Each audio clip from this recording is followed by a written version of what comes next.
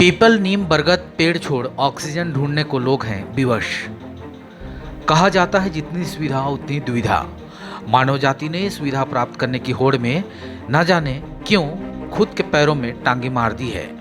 पूर्वजों द्वारा लगाए गए पीपल, नीम, बरगद, अशोक जैसे बेशकीमती पेड़ जो ऑक्सीजन देने वाले प्रमुख पेड़ हैं, इन्हें काटकर आज पूरा देश ऑक्सीजन ढूंढने को निकल चुका है।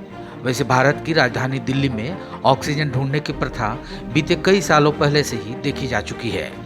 फिर भी हम नहीं चेते। अब जबकि कोरोना काल में लोगों को सांसें लेने में दिक्कतें हो रही है, तब लोगों को ऑक्सीजन की महसूस पड़ने लगी है।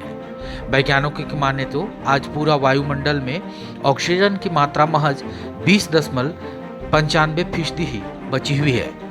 ऑक्सीजन भूपट्टी पर सबसे अधिक लगभग 46.6% पाए जाने वाले इस प्राणवायु ऑक्सीजन की सबसे अधिक आवश्यकता इस कोरोना काल में देखी जा रही है। बावजूद इसके जिसके इसकी वाकई ज़रूरत है, वही इस बात को महसूस कर सकता है ऑक्सीजन की वाकई में क्या महत्व जीवन में है। नहीं तो प्राकृतिक से खैरात में मिले चीज़ों की कमी आम समय में महसूस नहीं होती। आज कमोबेश हर राज्यों को ऑक्सीजन आपूर्ति करने पर उनके महत्व को देखते हुए नए नए कार्य करते देखा जा रहा है। हर राज्यों में कोरोना काल की घड़ी में तबाही मची हुई है। संक्रमित मरीजों को किस तरह ऑक्सीजन की पूर्ति की जाए, इस बात की हर किसी को चिंता हो रही है। लेकिन इसके पीछे की असलियत यह है कि हम मानव जाति इसके अहम जिम्मेवार हैं।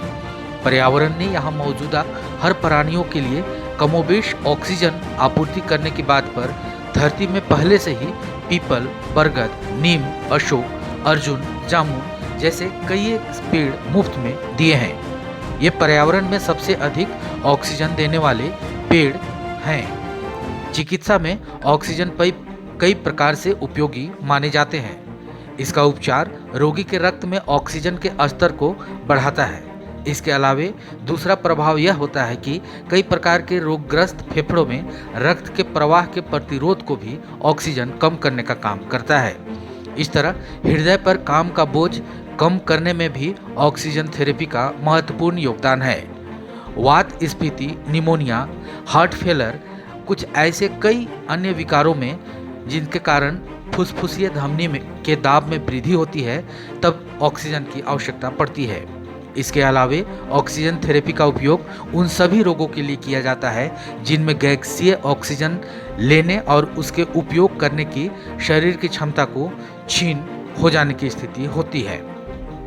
लेकिन डेवलपमेंट के नाम पर जिस तरह से पेड़ों की अंधाधुंध कटाई की गई है, पलंग, सोफे समेत कई घरेलू बेशकीमती सामानें बनाने के चक्कर में आज मानव जाति भूल चुका है कि पेड़ों की संख्या अब धरती में बेहद कम होने लगी है।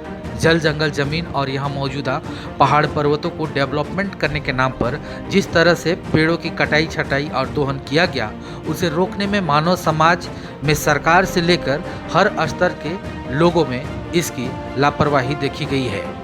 सब कुछ देखते हुए भी पर्यावरण क्षति पहुंचाने वालों के खिलाफ कभी कोई ठोस कार्रवाई करते नहीं देखा जा चुका है और ना ही पर्यावरण दोहन करने के अनुरूप प्राकृतिक को फिर से सजाने संवारने में किसी सरकार की दिलचस्पी दिखी।